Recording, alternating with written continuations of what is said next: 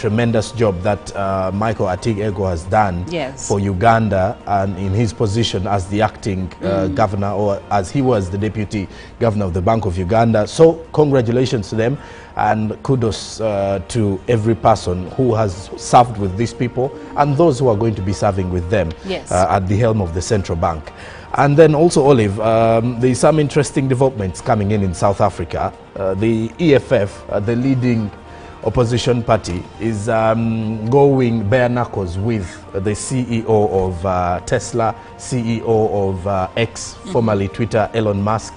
And when you look at the conversations, they're actually going bare knuckles on X, which is owned by Elon Musk. Yes. And he's one who pushes free speech. And the EFF leader, Julius Malema, is very furious with Elon Musk, calling him all sorts of words like racist and everything. And of course, it also comes at the backdrop of the fact that Donald Trump, among his other executive orders, cut off aid to South Africa. So you can easily see where the entire conversations and the entire fury from the side of the EFF, or the party that Julius Malema subscribes to, is coming from. But on the other hand, here we are, and Tuesday looks pretty much good to go, I should say, and I'm only excited to see what the day presents. Well, the day presents, I hope that there are good tidings that are coming with this new day. But Robert Chirabo, how are you this morning, and do you believe that there will be good tidings today? Well, I must say, so far so good. I believe for the very best, but I'm also happy about yesterday's appointments of both the governor, who was the acting, being confirmed as now the governor of Bank of Uganda. But I'm so excited when I see a man like Professor Gastas Nuwagaba being appointed in that position. Many Ugandans may just know this man being a lecturer at Makerere University, but Professor Nuwagaba, when it comes to ability in terms of taking over the position, I must say he really deserves it. I was looking at some of his credentials. Now, he is an international consultant on economics and transformation. Professor Nuwagaba, his experience in analysis of physical metrics for governments in Africa, review of financial performance, and analysis of tax policies. Now, this man is the managing director of Reeves Consultants, an international company that he owns. He was a consultant for the African peer review mechanism under NEPAD. What a man that is coming to take this position, and was a member of the Africa Regional Panel of Experts on Development. Now he's also a member of the World Bank Consultative Group that developed the African Plan of Africa, and a lecturer at Makerere University. Just few of those. So I see a person that is very experienced, very exposed, very knowledgeable, and I just hope that combining the two, because even now who has been acting, this man for some period of time when he has been acting, he has been able to stabilize the shilling. That is one of the achievements that you can talk about. He's been able to stabilize the shilling. So I'm happy, and I just hope that we are going to go on improving better and better. But also, Olive, briefly, yesterday I saw something that was a bit funny. Yes. That is the Patriotic League of Uganda's walk to Parliament.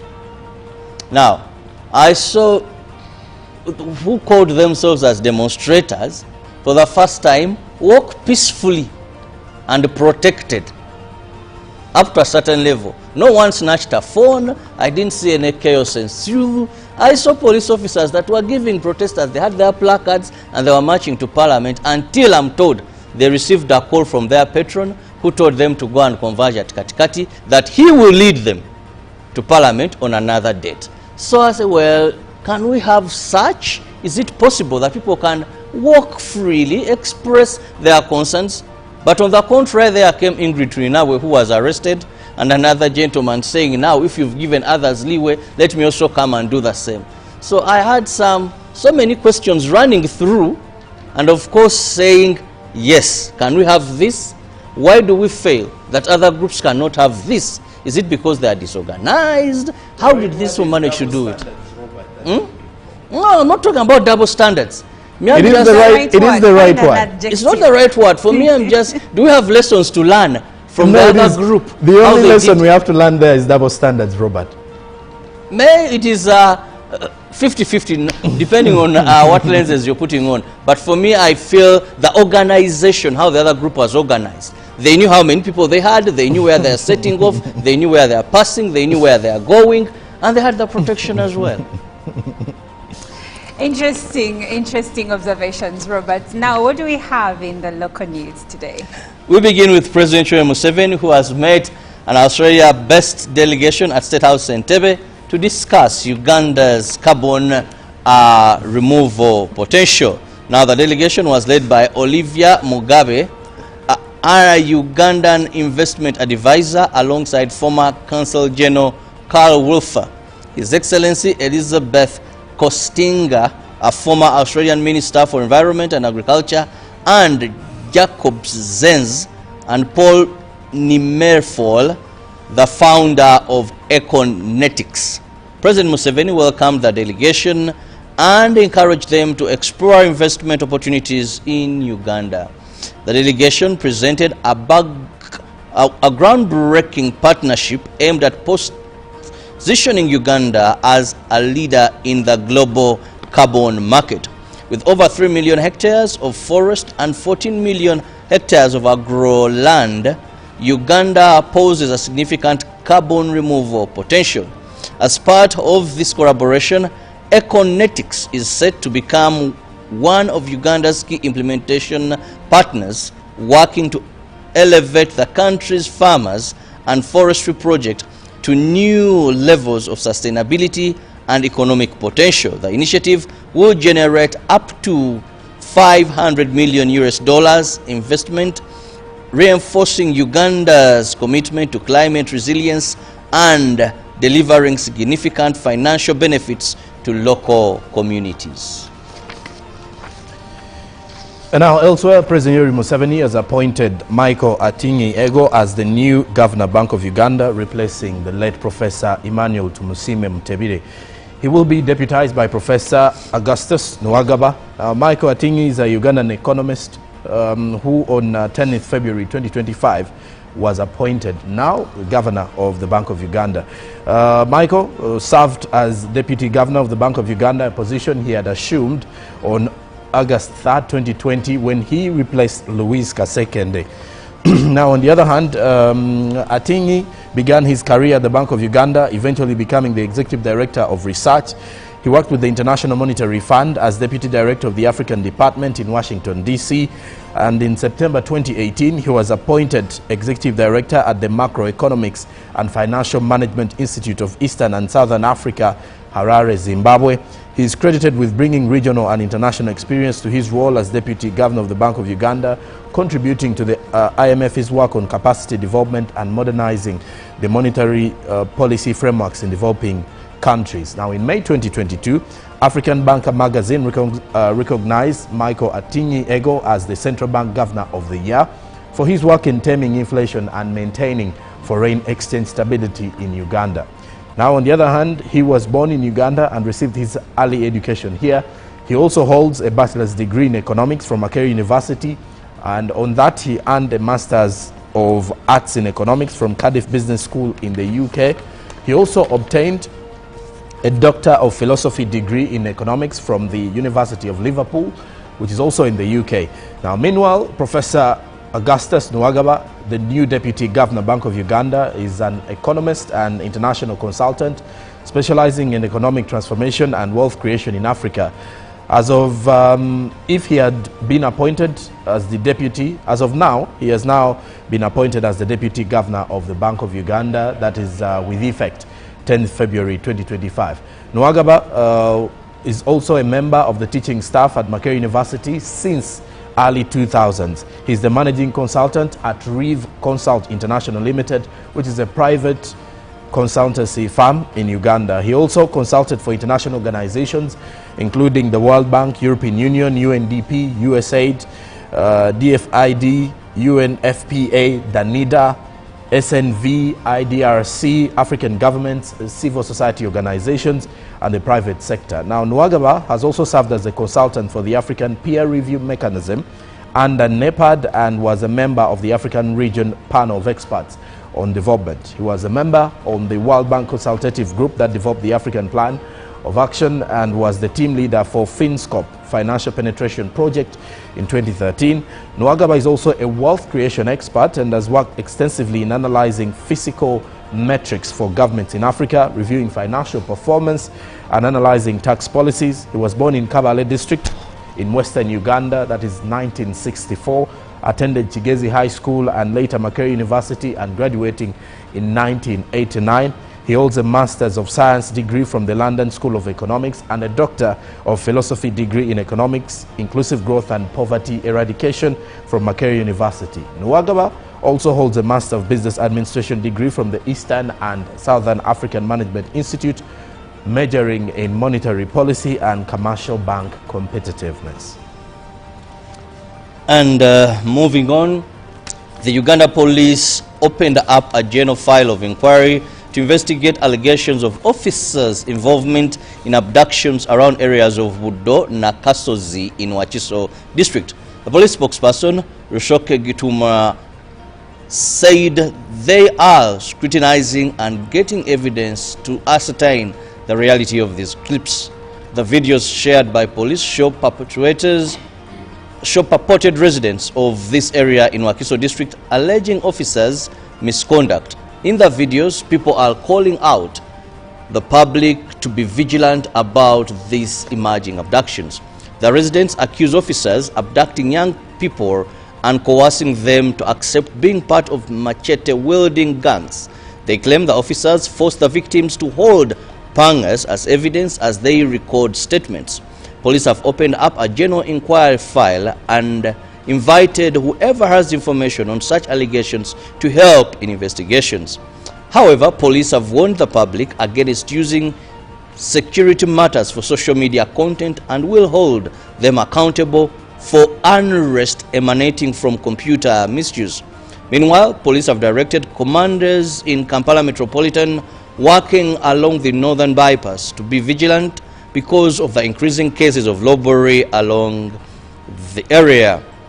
Thugs take advantage of heavy traffic jam to attack motorists. Most roads exiting the central business district of Kampala are under construction, and during rush hours there is traffic jam on northern bypass. And lastly, from local news, the Electoral Commission has extended the voters' registration update exercise for another 7 days. The chairperson of the commission, Justice Simon Byabakama, revealed that the demand to extend the deadline is influenced by appeals from politicians and other stakeholders. The Electoral Commission rolled out an exercise to register and update the registered voters ahead of the 2025-2026 general election. The exercise, which was rolled out in January, was supposed to end on 10th February. However, that was not the case. The Commission encouraged those who have not participated in the exercise to take advantage of the one-week extension, arguing that there will not be any further extension due to limited time. Now, on the question of the students who have turned 18 this year and have not been availed national IDs, Byabakama had some words to say in regards to that and how the Electoral Commission will be handling the same matter ahead of the polls. And in 2021, the general elections, the EC registered about 18 million voters. And in the upcoming general elections, the number is anticipated to surpass at least 20 million of the legible voters. Look at the news on the international scene, where a spokesperson for the armed wing of Hamas says the group is postponing the next scheduled release of Israeli hostages, blaming what he says are Israeli violations of the ceasefire deal. 3 hostages held in Gaza are due to be freed on Saturday in exchange for more Palestinian prisoners held in Israel. Israel's Defense Minister, Israel Katz, called the Hamas announcement a complete violation of the ceasefire agreement. Key Israeli ally U.S. President Donald Trump has suggested the ceasefire should be cancelled if all the hostages held in Gaza are not returned by Saturday. 73 hostages taken during Hamas's attack on Israel on 7th October 2023 and 3 others taken a decade earlier are still being held in Gaza. If hostages were not released, Trump added, and I quote, "All hell is going to break out," end quote. Asked whether he meant retaliation from Israel, he said, "You will find out, and they will find out too. Hamas will find out what I mean," end quote. Katz said he had ordered the Israeli Defense Forces to prepare at the highest level of alert for any possible scenario in Gaza and to protect the communities.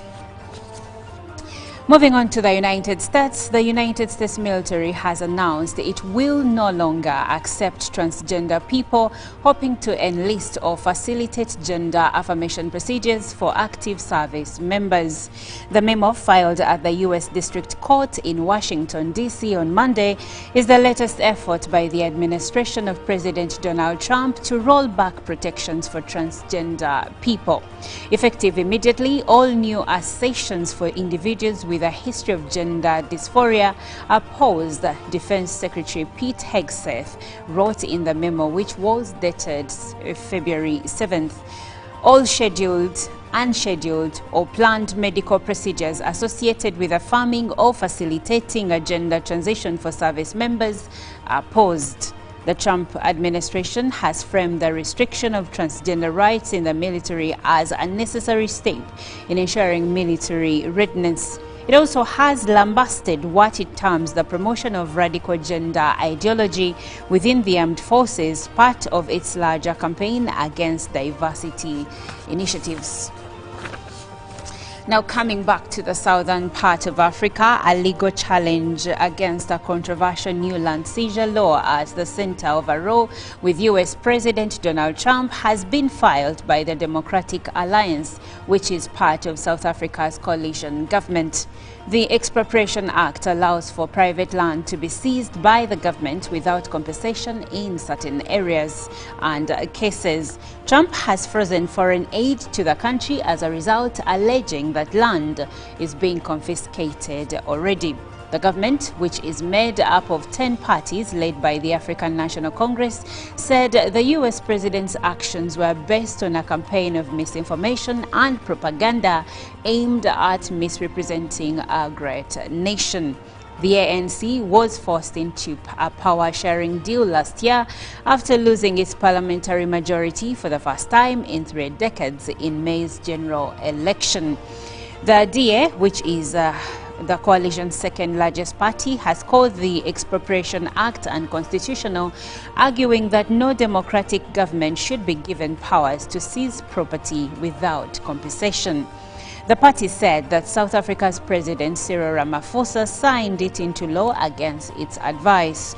Land ownership has long been a contentious issue in South Africa, with most private farmland owned by white people 30 years after the end of the racist system of apartheid. There have been continuous calls for the government to address the land reform and deal with the past injustices of racial segregation. Well, that does it. Now let's have a look at the press with Jerome Paul Sonko. Well, the New Vision writes what lies ahead for the new Bank of Uganda bosses. At the front page of the New Vision are the new faces that will be taking the helm of decision-making at the central bank. The experts react on the profiles of the appointees inside today's New Vision. Then education review, primary classes should end at 3 p.m. According to a new suggestion from those involved in the education sector. Now, Teen Vision, when home feels like a battlefield. Find details in today's New Vision. Then Valentine's, how to spice up love, how to spice up for love, the New Vision writes. And then politics, why the PLU march to Parliament was halted. There's a full story of that in today's New Vision. Now, controversy over RDC transfers is also in there today.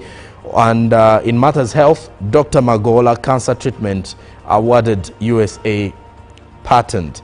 That is also in the New Vision. Now, the Daily Monitor writes, finally, rise from the bottom. The appointment of Dr. Michael Atingi Ego as the governor of the Bank of Uganda ends a period of waiting for 1,114 days since the death of his predecessor.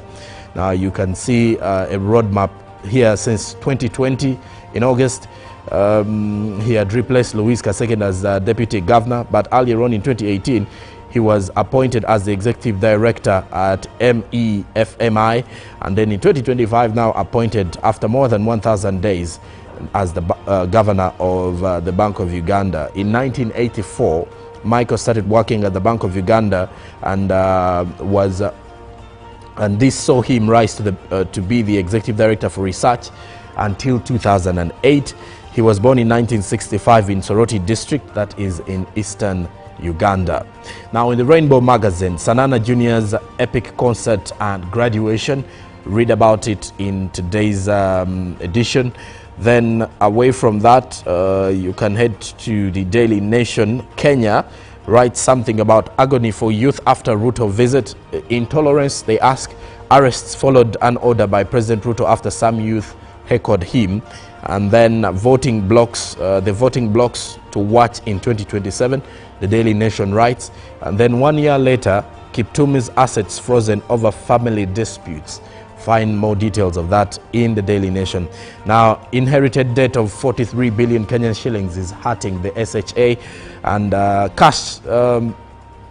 cash bouquets, cash banquets rather, on the rise as women fall out of love with flowers, writes the Daily Nation. Now, graft war, special audit of counties, of the county's target secret, and then multiple bank accounts. Then lastly, from our press review this morning, the Citizen from Tanzania, Bunge panel reveals gaps in key transport projects. A parliamentary committee has raised concern about the implementation and efficiency of key infrastructure projects. It warned that delays and mismanagement could undermine the government's multi-trillion shilling investments in transport. Then, new fund launched to empower marginalized communities in the East African community, and national arrest, woman in trouble over theft of newborn baby. Then there is also a conference, that is conference tourism's growing role in Tanzania's economy. Now, Chama cha Mapinduzi member expelled for faulting party decisions, as there is also great optimism as SGR cargo services beckon. And that does it for our press review this Tuesday. Well, thank you, Jerome. Now we have Sam Smith featuring Mary J. Blige. Stay with me. We'll take a short break, and when we come back, we'll be having a conversation in a news reel, and later on, Good Morning Uganda agenda. Stick around because we've just gotten started. Live from UBC Studios in Kampala, this is Good Morning Uganda.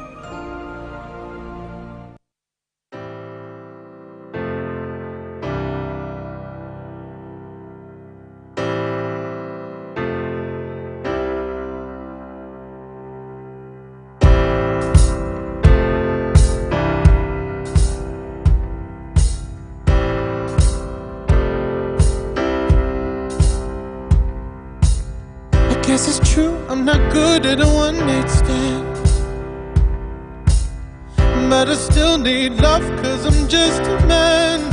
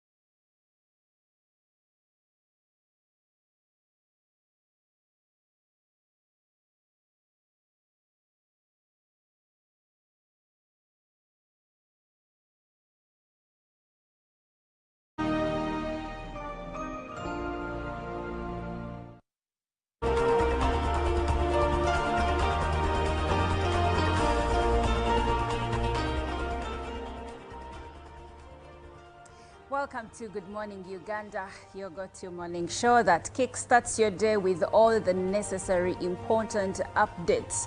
What is happening in the news? We have it here on Good Morning Uganda. My name is Olive Monica Najuma. Welcome aboard. It's a fresh new week. The month of February is moving along. And of course, this weekend we will have the lovers celebrating love on Valentine's Day, which will be on the 14th of February 2025. But before we get there, what's been happening in the news and what's going on right about now? Now, what's going on right now in the United States, the Super Bowl, which is the championships of the NFL are ongoing in the United States, and the Eagles and the Chiefs are playing, and in the crowd you find President Donald Trump and of course Jay-Z with his... This is Good Morning Uganda. Pick of the day on UBC.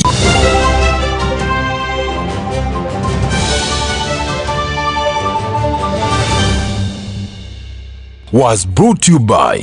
I'll call you every day, yeah, yo, baby, dondolo. You can now get all the Chibuzi out with MTN voice bundles. Call all networks, Kubei Dondolo. Buy a 25-minute voice bundle for only 1,000 or buy any daily voice bundle of your choice. Dial *100 *21 hash and select daily or use the My MTN app. When we talk together, we are unstoppable.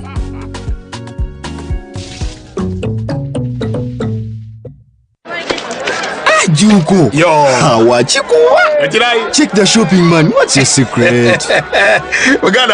Haven't you heard of the parish development model PDM? Yes, I did, but I thought it was just a talk. No, it is real. I and a few friends together formed a circle, accessed money from the PDM, invested in a poultry project, and now things are moving. Juko. I thought I was one of your friends. You are. But you left me behind. I didn't leave you in poverty. But what you do, just visit your LC2 chairperson and your parish chief and start the process of economic transformation. Just like that. Okay. The parish development model is an initiative from the government of Uganda through the Ministry of Local Government designed to transform all lives of Ugandans for the better. PDM, my parish, my development, my life.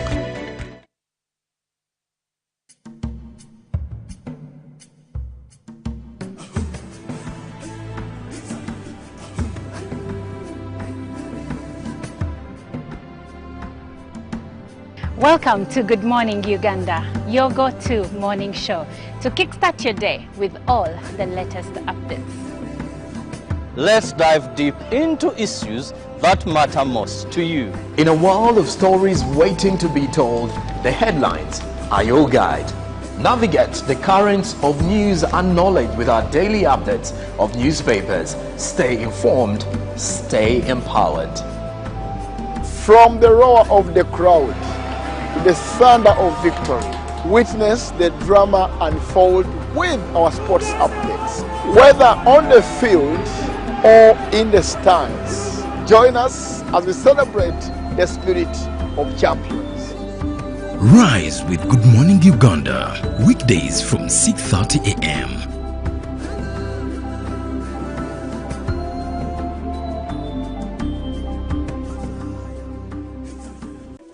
In a nation hungry for truth, a world where every story matters, there exists a beacon of trust and reliability.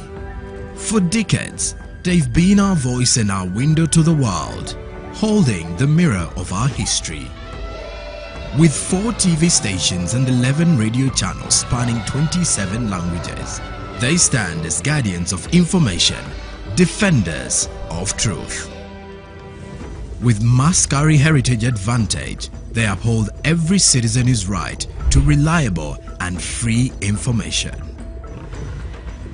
Their archived stories shaped our past and illuminate our present. Yet now, as new challenges arise and the world evolves, their mission faces its greatest test yet.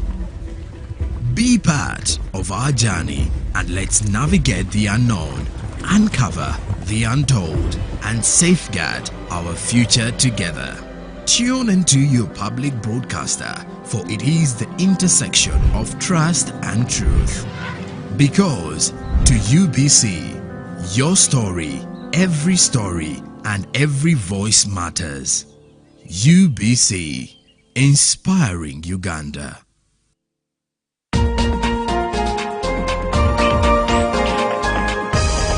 Coming soon on UBC. Are you ready to take your fitness journey to the next level? Join the Sweat Squad by Sion. Coming soon to UBC TV. With expert guidance, cutting-edge workouts, and a supportive community.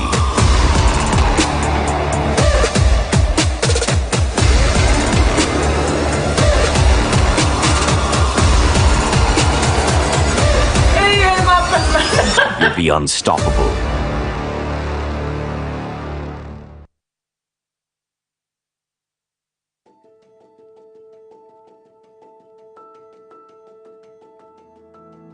The circle started 5 years back with 15 members who were part of the executive, and we managed to use the same 15 members to mobilize the youth and come in to make the 16 associations. So each member took a thought of gathering, mobilizing the 15 people to make associations. So the circle was established. We happened to have 229 members that qualified for 30 millions, which we got in 2021. We used the 30 millions from the presidential initiative to buy the 6 motorcycles, which was a small number to benefit the 229 members, but we managed to use it. The 6 border helped us to go under saving culture. We managed to group our members into 15-15 for saving culture. So the saving culture is 15 groups. They could get 12,000 per day, which 12,000 at the end of the month manages to buy 1 motorcycle. That 1 motorcycle is shared among the 15, so they vote who to take it. The 15 kept on until the 15 months every. Live from UBC Studios in Kampala, this is Good Morning Uganda.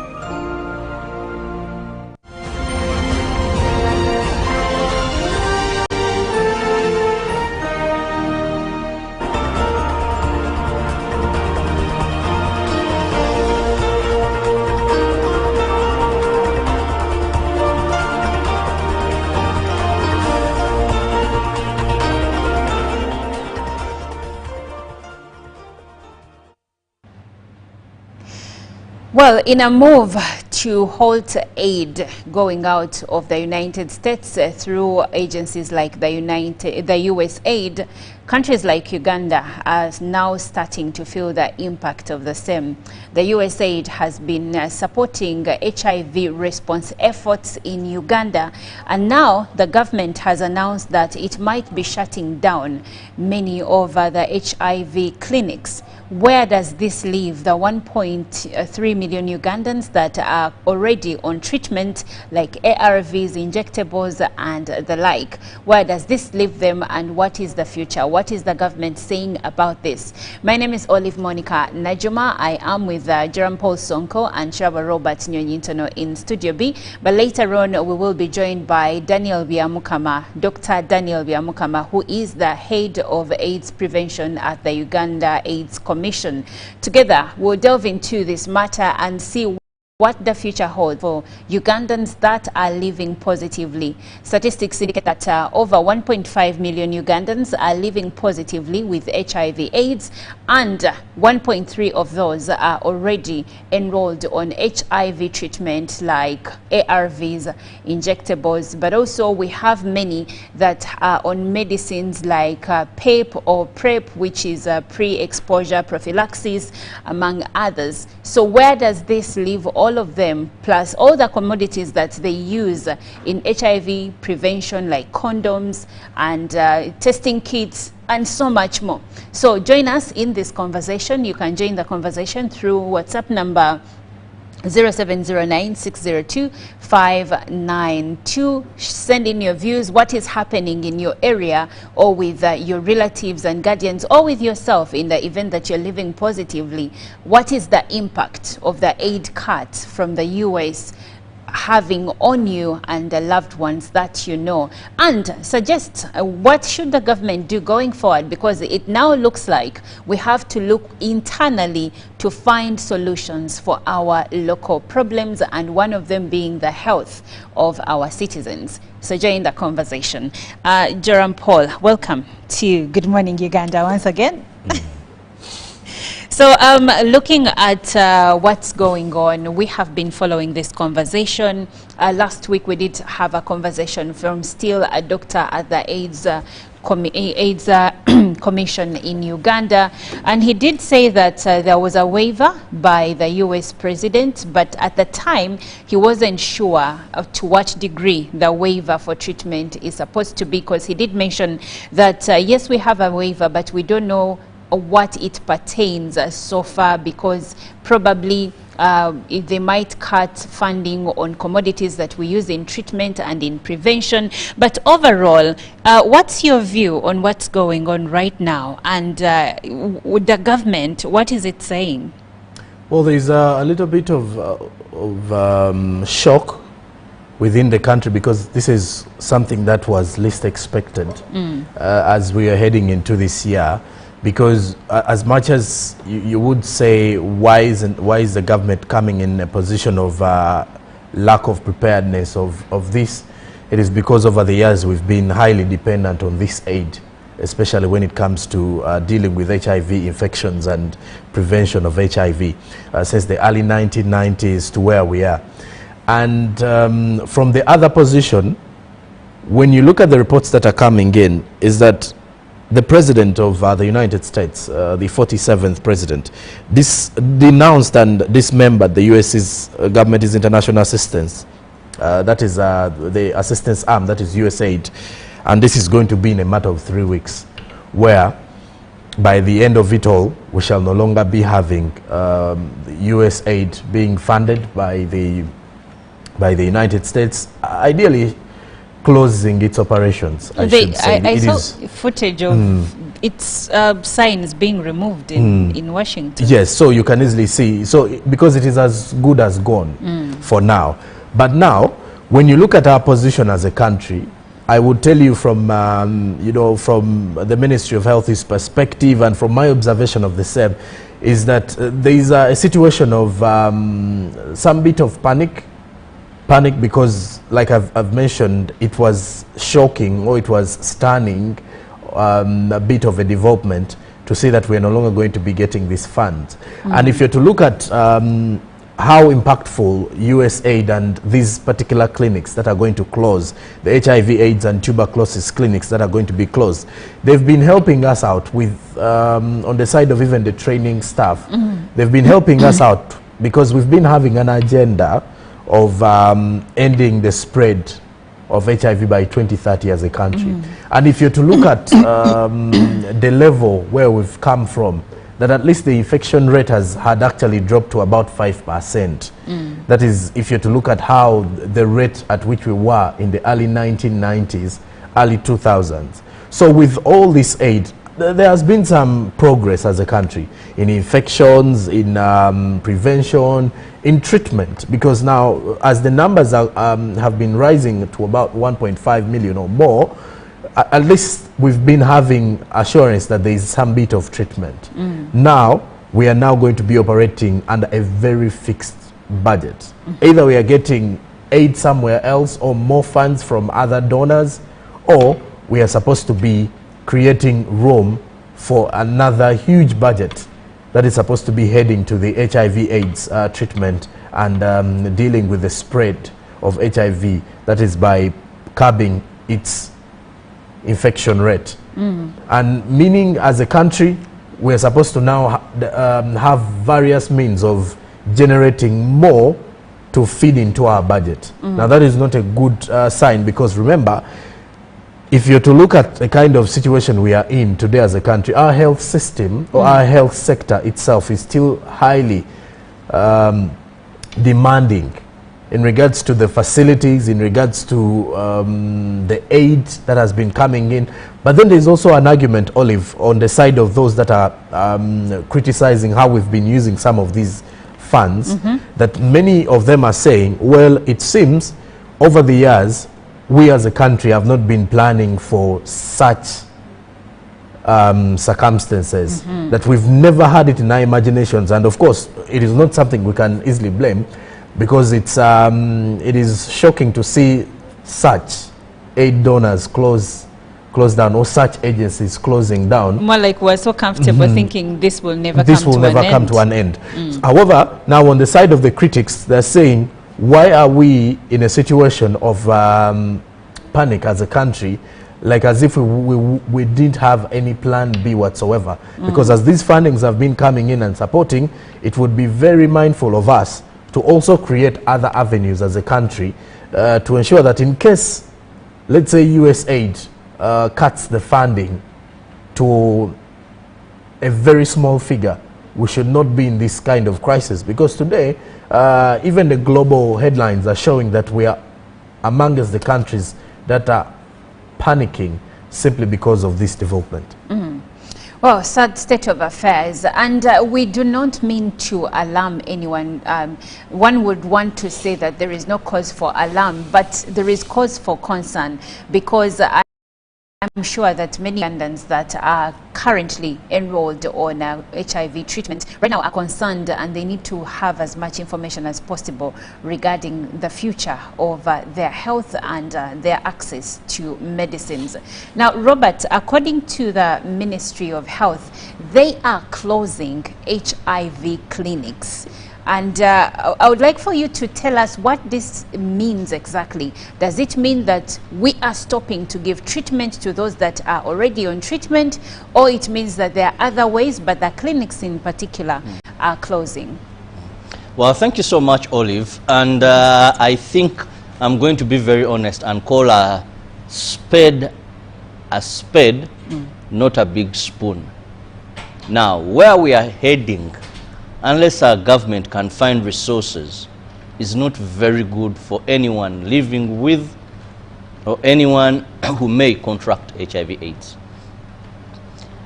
In the early 80s, when we registered and confirmed our first HIV case on a landing site in Kasensero,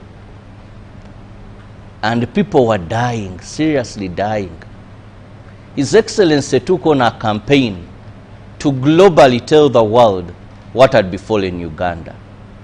Then we had people like DJ Berry, Fide Bongo Lerutaya, people who came out and spoke about HIV/AIDS, Herman Kasozi, and so many came out.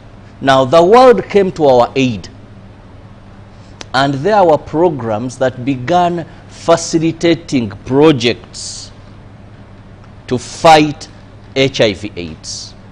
And I must say, we registered tremendous success. Our Excellency, our President, was even honored on various platforms for the successful journey. But I think we made one grave mistake amidst this, that our government did not invest so much in funding when it comes to HIV prevention and HIV treatment. Sensitization, it's done a great job. Now, to the level that even if you ask anyone, I want to tell you, over 80% of the funding we are having as a country regarding HIV/AIDS that runs the affairs is based on donor aid. I'll give you an example. Since 2003, the US government has channeled more than 20 trillion via the US President's Emergency Plan for AIDS Relief, that is PEPFAR, a pro-up HIV/AIDS fight in Uganda. But with the pause button having been hit following Trump's administration gestation, this will come no more.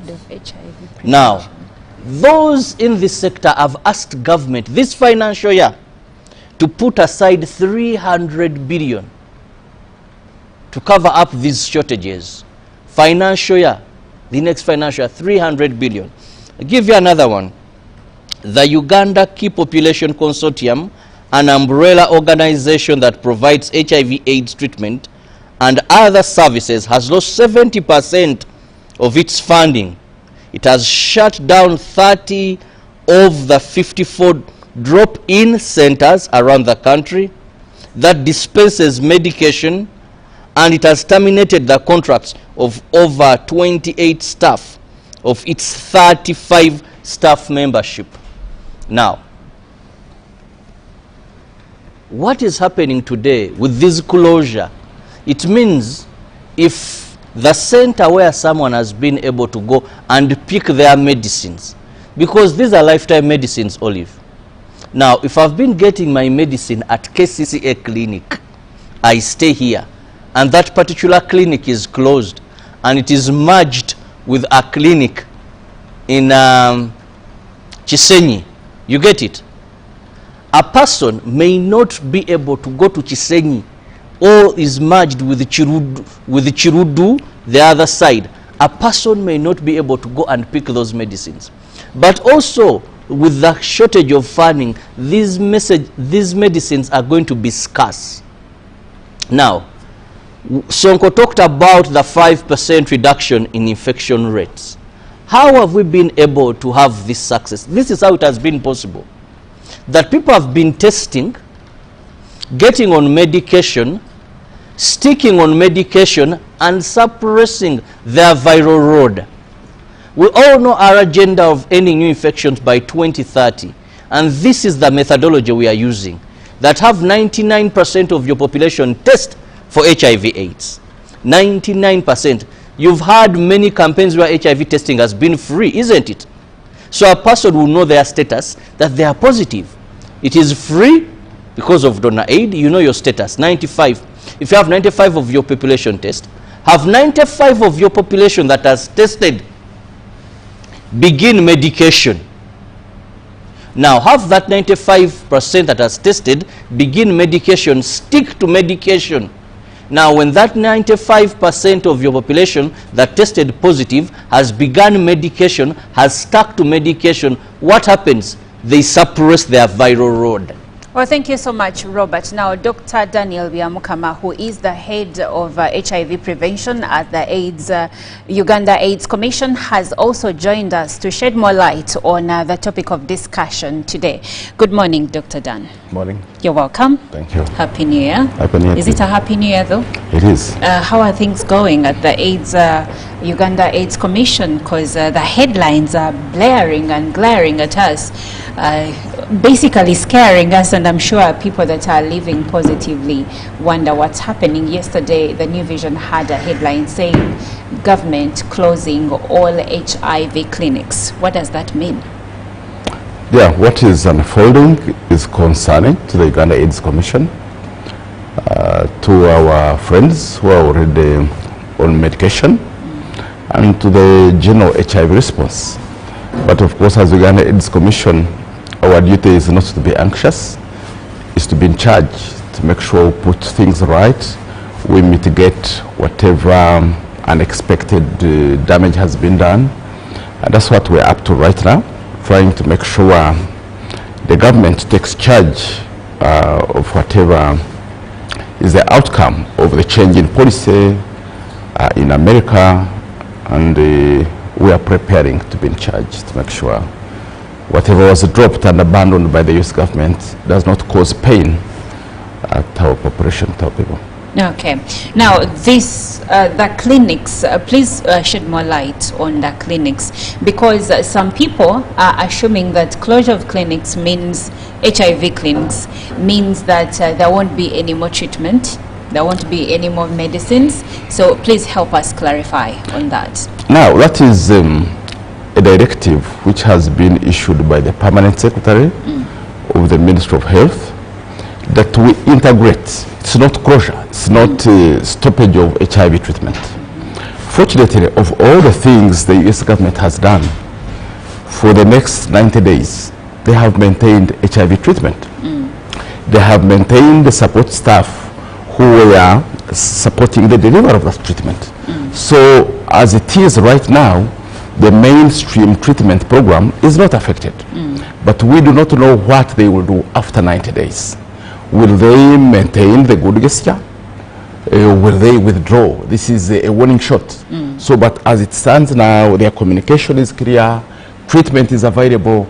But I think for us as the government of Uganda, we must prepare in case the support is not sustained for a long time. So one of the strategies that our permanent secretary, the permanent secretary Minister of Health, has advised is that we integrate. Originally, we used to have separate HIV clinics for various reasons. When we started HIV treatment, there was so much stigma, the shaming of people living with HIV. When we started HIV treatment, the people living with HIV would come when they're already very sick. So they would be easy to identify and to stigmatize. You are in a line waiting to see the doctor, then you see somebody who is wasted, looking pale and unkempt. The natural tendency is that people would walk away and shame them. So it was appropriate that we put them in their separate corner where they are not stigmatized. Secondly, when we started treatment, we had very complex medications. Very complex medications that you, with side effects, you needed to see your person, your patient, at least every month. Because if you took a long time without seeing them, it's likely that they had passed away. When we started people in HIV treatment, because at that time, many people were starting treatment late, when they are already immunocompromised. Some of them actually died because of the treatment. It was a phenomenon we called immunoreconstitution syndrome. That's the treatment we have given you empowered the other opportunistic infections like TB that you had in the body, and they also went up and they ended up killing you. So we wanted to see our patient very often.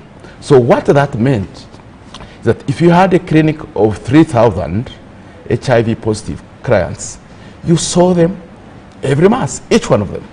That's a very big number to combine with the regular OPD. But now we have stabilized everything. We have good treatment. People, we can give them treatment, and for like 6 months, we have enough treatment. Then we did not have enough treatment. We did not know how to project.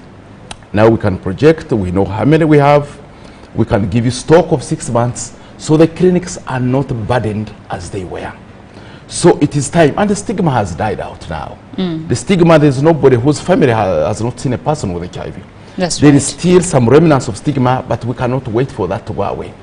So we believe it is strategic that the HIV clinic now merges with the general clinic, because we shall not have enough staff to run the diabetes clinic and the HIV clinic, because some of the staff shortages that we have were being supported by US government.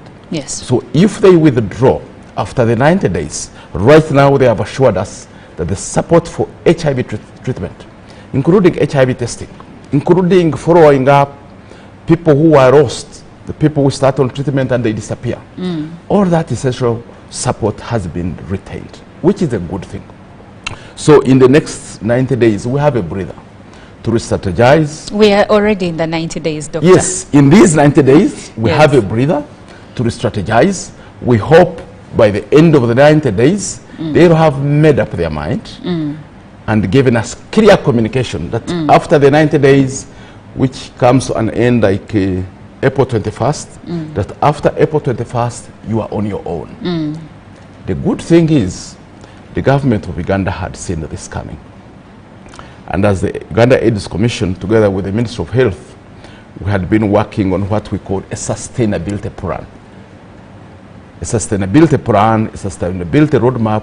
It means we have been imagining a scenario if our donors were withdraw their support. And of all the donors, we were worried about the US government.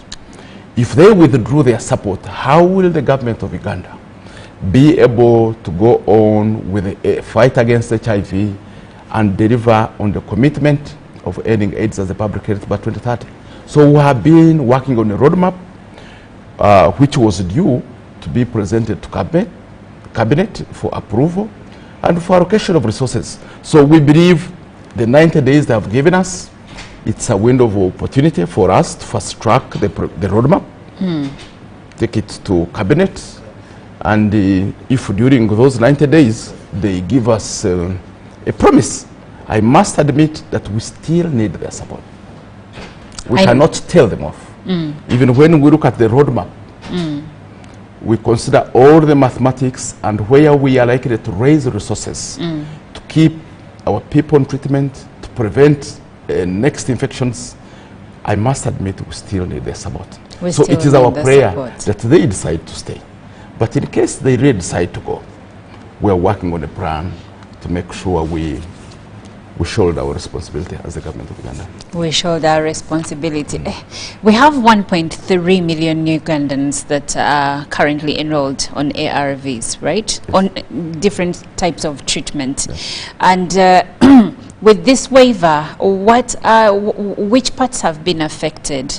Because there is the treatment, there is the prevention, there is the testing kits, there is the injectables, there is the PEP and the PrEP.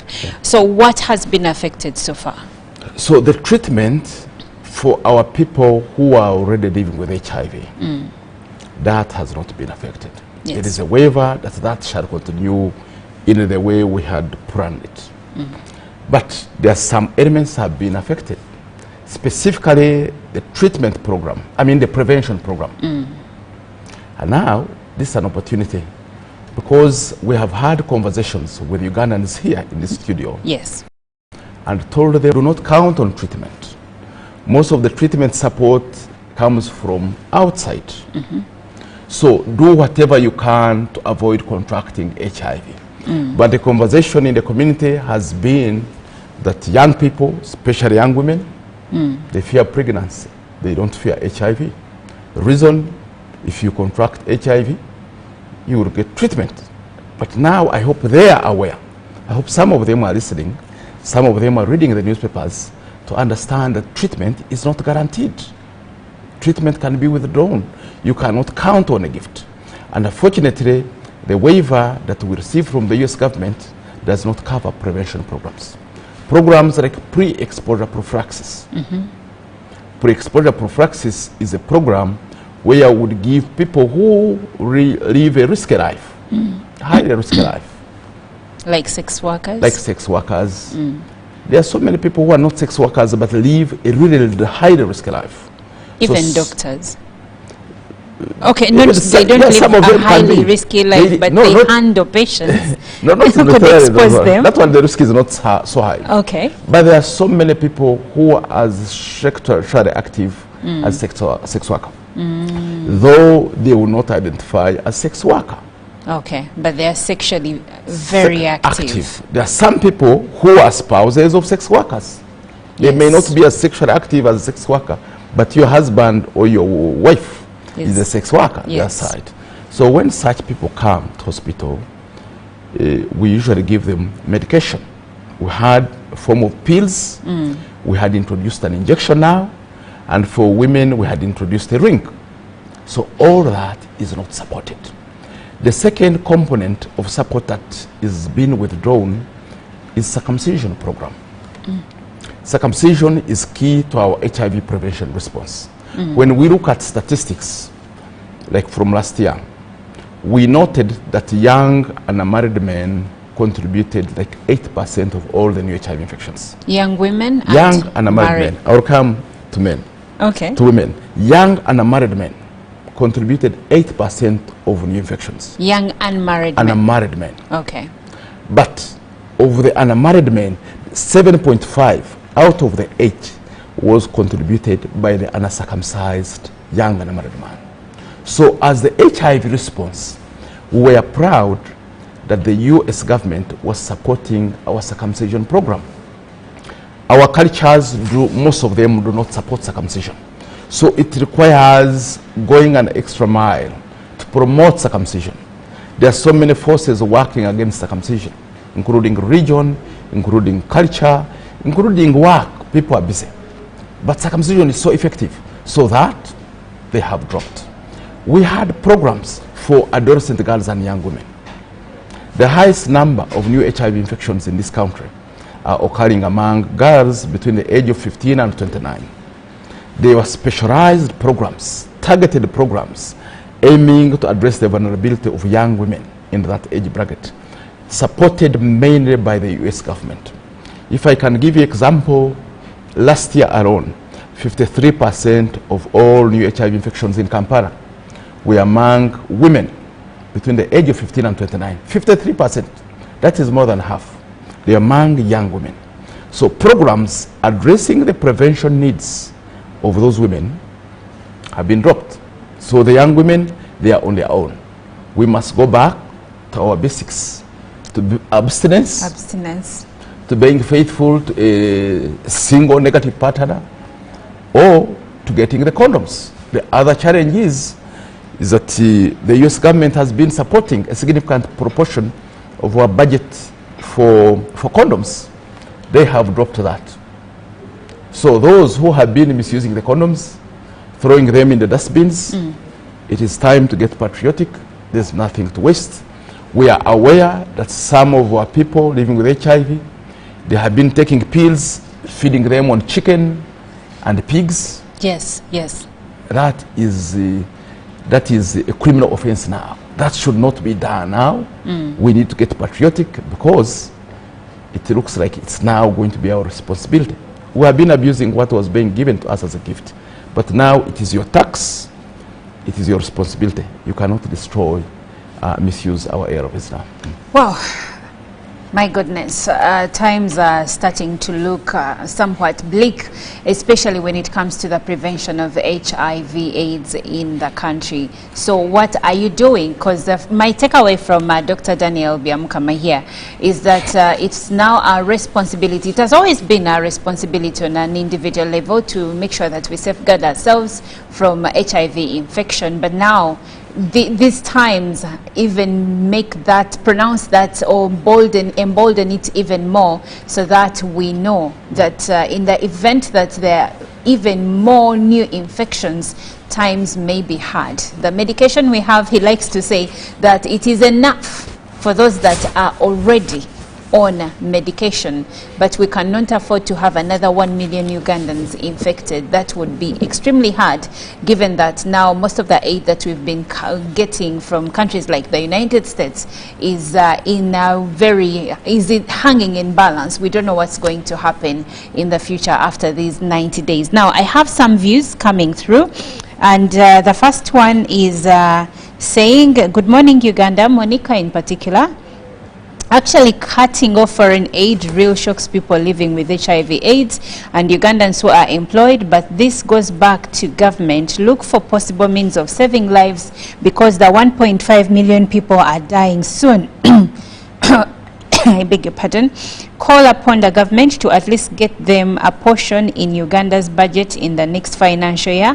This is a message from Gilbert in Air Force Headquarters in Entebbe. Thank you so much, Gilbert. But let's not tell people that they're dying very soon. And Dr. Daniel here will be telling us more, because he's the head of HIV prevention at the Uganda AIDS Commission. Now, the next comment comes in and it says, thanks for the program. I personally see this as not good to us as Uganda and Africa, but on the other hand, it's an opportunity to learn in Africa to reduce depending on foreign aid.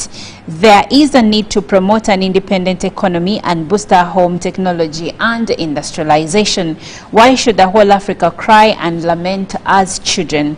Mr. Trump is somewhere right to this. Yes, many of us have lost employment due to the NGOs that are closing, but it is a good lesson to create an otherwise path in case one is closed. However, also our minerals this time should remain at home. Thank you. This is from Muhimbura Benon from Solid Rock High School in Arua. I have more comments, but Dr. Dan, we are coming to the end of our conversation. He does mention something to do with an opportunity for us to learn and reduce dependence on foreign aid. Yeah. And you did say that government is planning to see a way forward. Yeah. But the concern from many Ugandans, have been following different discourses on different platforms. They're saying that how sure are we that you'll get the money if you've not been able to be independent for the last 30 years? That is A good question, but it has an answer. Okay. I have told you that we have been working on a sustainability plan. We had tried to rehearse this situation. So one honest answer I must give is that when we do the sustainability plan, to be fair, we realize as Uganda, we still need donor support. Fortunately, not all donors are going. We still have the Global Fund. So when you look at all the government possible sources of income, what is reasonable that the government can channel to the health sector, we discover that we shall be able to afford treatment for our people. But for the program to go on with the vibrancy it had, so that we don't default on our commitment to end AIDS as a public health threat by 2030, we still need donor support. So as we speak, as the commentators make their comments, yes, do not insult the donors yet. Yes. If you come from a poor family, it is very unfortunate to start telling your father, why didn't you become rich? Why didn't you afford to buy us everything we need? It's time to... Yet you're still dependent. Yes, you're still dependent. So there is such thing as poverty. Uganda is a poor country, just like there are some poor families in the homes for various reasons. So for you to tell your poor father that, you see, you have run also, you should have worked harder. That's quite painful. But well, to that, Dr. Dan, and I will let you close in a minute, but to that, Mutebuka Isaiah from Kanungu is saying, I'm of the view that the HIV cost cut by US government, Uganda should also cost cut privileges, let's say, to members of parliament to overcome this problem, and it's time for African countries to unite and support themselves. So he's saying, yes, Uganda is a poor country. Are there places where we can cut and bring that money to support Ugandans that are living with HIV and also to contribute to the prevention response? Your answer will also contain the parting remarks. Look here, the HIV, the PEPFAR US government support came in 2003. By 2003, the government of Uganda, through our own innovations and our efforts, we had reduced the HIV prevalence from as high as 18%, where it was in the early 90s, to as low as 6.5%. Yes. So within our indigenous means, and we shall go back to those indigenous ways of solving our problems, we shall be able to mount a successful fight against this epidemic. So we are not worried, because we had already attained success by the time PEPFAR came and supported us wherever. So if we can raise money to keep our people on treatment, healthy, then our indigenous tricks that we used long ago, that helped us reduce the prevalence from 18 to 6.5, we shall re-engage them right now, and we're sure we shall maintain a successful fight against the epidemic. Well, thank you so much, Doctor. I have been speaking to Dr. Daniel Byamukama, who is the head of HIV prevention at the Uganda AIDS Commission. And topic of discussion, we've been looking at the impact of aid cuts on the treatment of HIV/AIDS in Uganda. Thank you so much for being a part of the conversation. I can't share all the comments you shared, but thank you for your views. I'll end by reading a comment from George Ori from Lira, who says, well, we really don't need to worry. What we should do is let's fight corruption. Let's have a mindset change. What we have can help us manage the situation if we handle it well. Our African leaders should really be focused and learn to handle affairs of their own countries. For how long are we going to keep depending on foreign aid? Can we have sustainability plans and work with it with our limited resources? Thank you. This is from George Ori. George, thank you so much. And George's comment actually gives credence to what Dr. Daniel said here, that the country is looking at other ways of ensuring that we stay afloat. But in staying afloat, it means that you also protect yourself and ensure that you do not get infected. So abstinence and being faithful to one negative partner is very important. Stick around. Good Morning Uganda continues.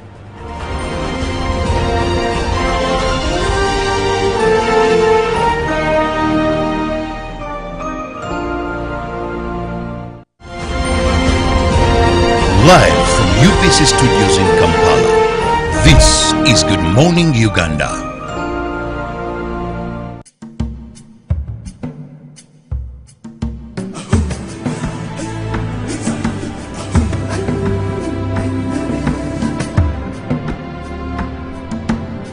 Welcome to Good Morning Uganda, your go-to morning show to kickstart your day with all the latest updates. Let's dive deep into issues that matter most to you.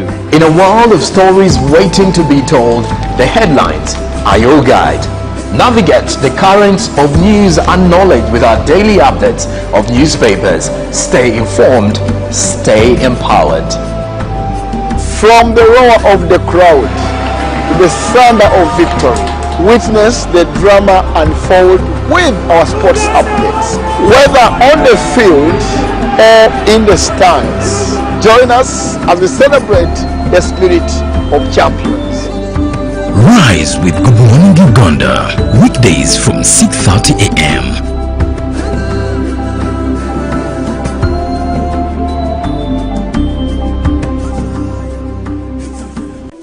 In a nation hungry for truth, a world where every story matters, there exists a beacon of trust and reliability. For decades, they've been our voice and our window to the world, holding the mirror of our history. With 4 TV stations and 11 radio channels spanning 27 languages, they stand as guardians of information, defenders of truth. With mass carry heritage advantage, they uphold every citizen's right to reliable and free information.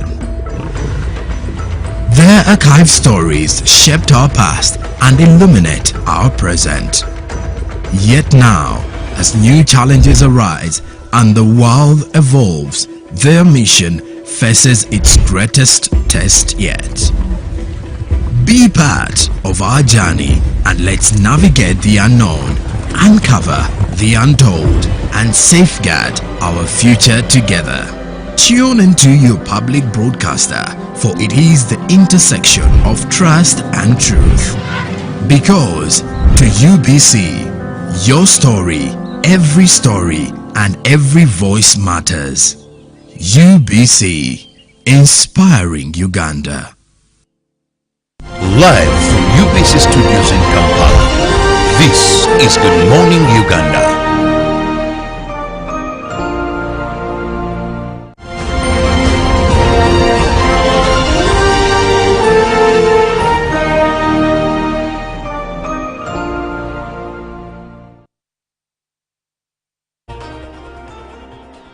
It's 10 to 8. Good morning. Thank you very much for being part of Good Morning Uganda and always waking up with us. It's now time for us to check and see what is happening from the side of business. Well, the business side of things in Uganda, of course, has already got more developments, and nothing bigger than the development of having a new appointed governor of the Bank of Uganda. Well, he has been in the role as a deputy, but now fully the governor of the Bank of Uganda. Still, congratulations to the two appointed, one governor, two deputy governor.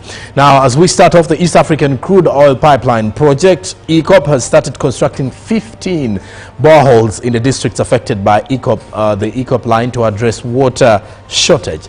Now, the deputy MD of ECOP, John Bosco Habomjisha, revealed that the aim is to promote sustainable water for communities. While commissioning the boreholes constructed by ECOP in Mukabara village, Chiziramfumbi sub-county in Chikube district, Habomjisha said that the aim is to promote sustainable water for communities. Now, Chikube district water officer Hilary Agondeza further noted that the district has low water coverage, currently at 72%. Well, the chances of the East African Crude Oil Pipeline project and Uganda's growth within the oil and gas sector had been highly expected in 2025. However, further pushed to around 2027. Now, away from that, we head to Entebbe International Airport, where the airport has now restricted used electronics like televisions and computers for travelers passing through the airport. Now, the new rules do raise the allowable limit for passenger baggage from $500 to 2,000 US dollars. Now the 500 US dollars, that's about 1.8 million Ugandan shillings, to the 2,000 US dollars, which is equivalent to about 7.3 or 2 million US dollars, depending on how the rate of the dollar is. Now for these is for passengers that have been outside of the country and traveling back with goods. Now this is after the said used electronic items were identified to cause cancer, according to the 2009 Finance Act. Now the Entebbe International Airport is now restricting the used electronics like televisions, computers for travelers passing through this airport. And then the new rules also raise the allowance or the allowable limit for the passenger baggage from $500 to $2,000. Now Sylvester Chiwanuka, the manager of Customs at the Entebbe International Airport, highlighted that cancer risks involved with the importation of these electronic products is one of the reasons as to why this has come to pass, because it is posing a threat to Ugandans. Now only travelers in possession of electronics in a space less than a year are allowed entry with their items. Now travelers passing through the Entebbe International Airport with personal luggage exceeding the $2,000 are cautioned. It is also important to note that the importation of illicit substances such as shisha into Uganda is prohibited. However, cigarette importation is allowed, but to a limit of 250 grams. In 2024, Entebbe International Airport registered over 2 million travelers. About 3 million are expected this year. And we now talk matters science and technology, because the Ministry of Science and Technology, Science, Technology and Innovation, through its minister, Dr. Monica Msenero Masanza, are concerned over the missing knowledge gap amongst engineers, which affects the operational efficiency and customer satisfaction. Now, Dr. Monica Msenero was launching a research, innovation and intellectual property management policy and Uganda Institution of Professional Engineers Innovation Portal in Kampala. And the property management duties and responsibilities in Uganda help in sustaining real estate investments according to new developments. At the Uganda Institution of Professional Engineers, UIPE, was formed to acknowledge the engineering profession in Uganda and further embrace engineers, technicians and those in technology. However, the engineering sector has faced challenges that lead to incompetence in service delivery. To enhance this operational efficiency and clientele satisfaction, the Minister of STI, Dr. Monica Msenero Masanza, launched the Uganda Institution for Professional Engineers Intellectual Property Innovation Management Policy and Innovation Portal. And the property management policies are guidelines that outline how a property manager will manage a property.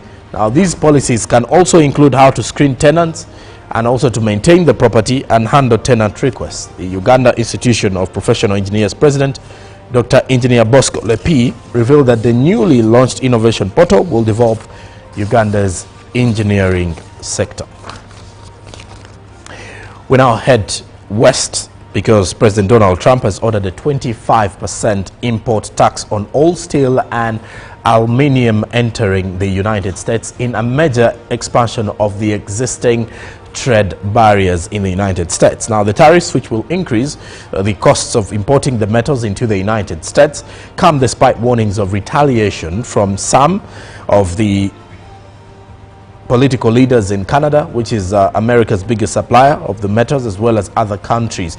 Now, U.S. business dependent on the U.S.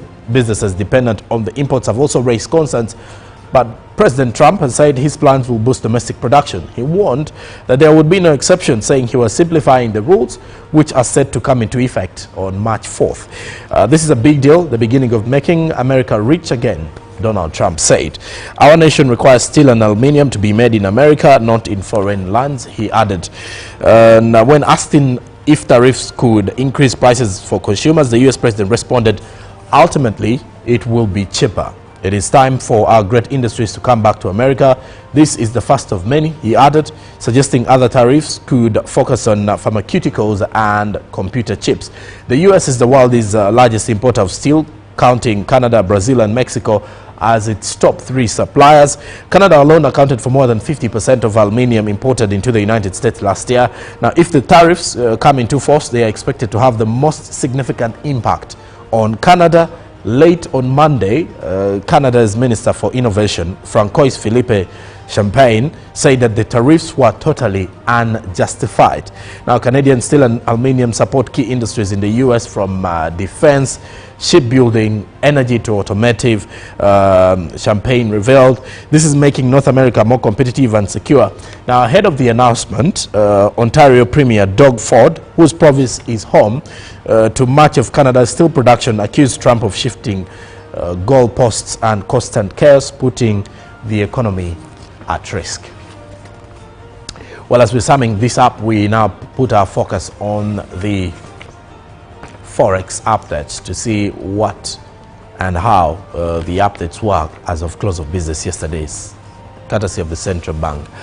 Opening time, the US dollar was buying at 3,669.99, while selling 0.59, while selling was 3,679.59.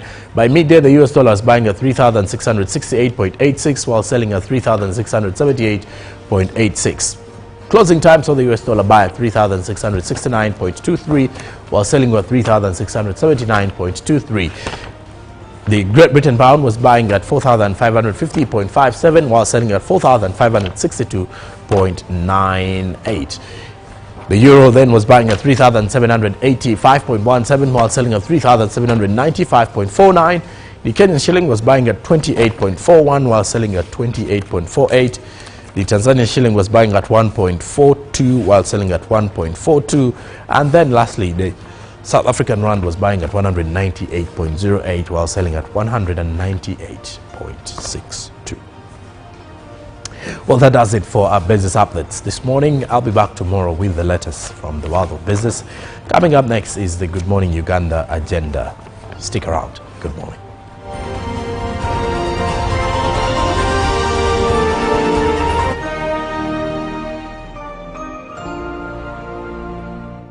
Live from UBC Studios in Kampala, this is Good Morning Uganda.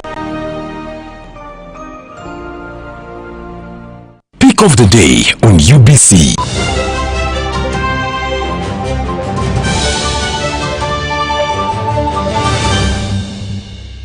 Was brought to you by I'll call you every day, yeah yo, baby don't know. You can now get all the Chibuzi out with MTN voice bundles. Call all networks Kubei Dondoro.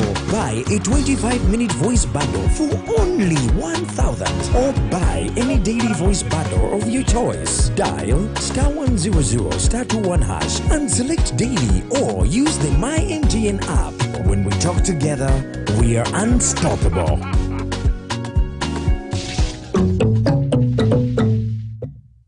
It's our mission to secure your money.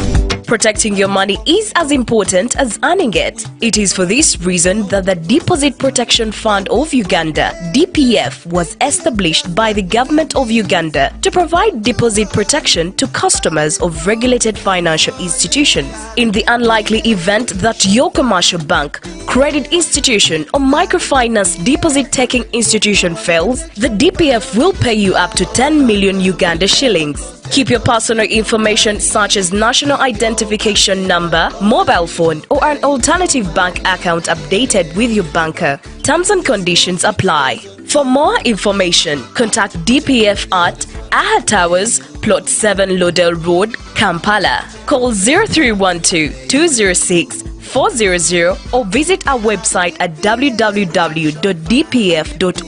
We are the DPF. We protect your money. Protection Fund of Uganda. Juko. Yo. Check the shopping, man. What's your secret? Haven't you heard of the parish development model PDM? Yes, I did, but I thought it was just a talk. No, Sebatia. It is real. I and a few friends together formed a circle, accessed money from the PDM, invested in a portrait project, and now things are moving. Juko. I thought I was one of your friends. You are. But you left me behind. I didn't leave you in poverty. What you do, just visit your LC2 chairperson chairperson and your parish chief, and start the process of economic transformation. Just like that. The parish development model is an initiative from the government of Uganda through the Ministry of Local Government designed to transform all lives of Ugandans for the better. PDM, my parish, my development, my life. In a nation hungry for truth, a world where every story matters, there exists a beacon of trust and reliability. For decades, they've been our voice and our window to the world, holding the mirror of our history. With 4 TV stations and 11 radio channels spanning 27 languages, they stand as guardians of information, defenders of truth. With Mascari Heritage Advantage, they uphold every citizen's right to reliable and free information. Their archived stories shaped our past and illuminate our present. Yet now, as new challenges arise and the world evolves, their mission faces its greatest test yet. Be part of our journey and let's navigate the unknown, uncover the untold, and safeguard our future together. Tune into your public broadcaster, for it is the intersection of trust and truth.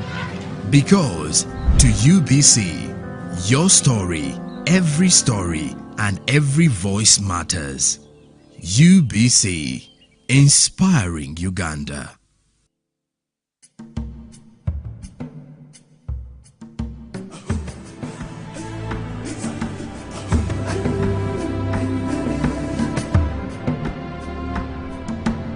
Welcome to Good Morning Uganda, your go-to morning show to kickstart your day with all the latest updates. Let's dive deep into issues that matter most to you. In a world of stories waiting to be told, the headlines are your guide. Navigate the currents of news and knowledge with our daily updates of newspapers. Stay informed, stay empowered. From the roar of the crowd to the thunder of victory, witness the drama unfold with our sports updates. Whether on the field or in the stands, join us as we celebrate the spirit of champions. Rise with Good Morning Uganda, weekdays from 6:30 a.m.